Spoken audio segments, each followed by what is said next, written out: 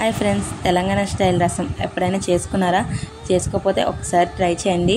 అన్నం మొత్తం ఆ ఒక్క రసంతోనే తినేస్తారు. Welcome to Anu foods. నేను మీ అనుష. ముందుగా ఒక గ్లాస్ కందిపప్పు తీసేసుకోండి.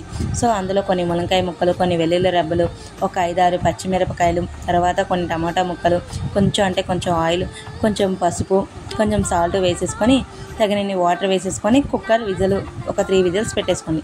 సో చాలా మెత్తగా ఉడికిపోయింది కదా, ఇలా గరిటతో మొత్తం నేముకోండి. ఇలా నేమిన తర్వాత ఒక వడజాలి తీసేసుకొని అందులో ఈ దంతా వేసేసుకొని ఇలా మొత్తం పిప్పంతా మీదకుండి రసం అంతా కిందకి వెళ్ళేంత వరకు గట్టిగా ప్రెస్ చేసేసుకొని తర్వాత ఆ రసాన్ని స్టవ్ మీద పెట్టేసుకొని అందులో కొంచెం బెల్లం, కొంచెం చింతపండు రసాన్ని కూడా వేసేసుకొని ఉడకనివ్వండి.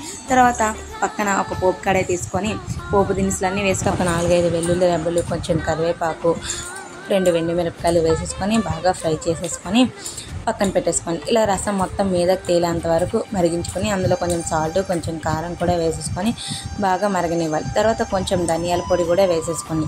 తర్వాత కొంచెం కొత్తిమీర ఇలా మరుగుతున్నప్పుడు వేసుకుంటేనే దాని ఫ్లేవర్ అంతా రసానికి పడుతుందన్నమాట. సో ఒక 5 నిమిషాలు ఇలా ఉడికిన తర్వాత ఇందాక మనం రెడీ చేసుకున్న పోపుని ఆ రసంలో వేసేసుకుంటే ఎంతో టేస్టీ అయిన రసం అయితే రెడీ అయిపోయింది. సో లాస్ట్లో కొంచెం రసం పౌడర్ని కూడా యాడ్ చేసుకోండి, ఇంకా టేస్ట్ బాగాలే ఉంటుంది. సో ఎంతో టేస్టీ అయిన రసం, ఒట్టి రసంతోనే అన్నం మొత్తం తినేయచ్చు. మీరు కూడా ట్రై చేయండి. Thank you for watching.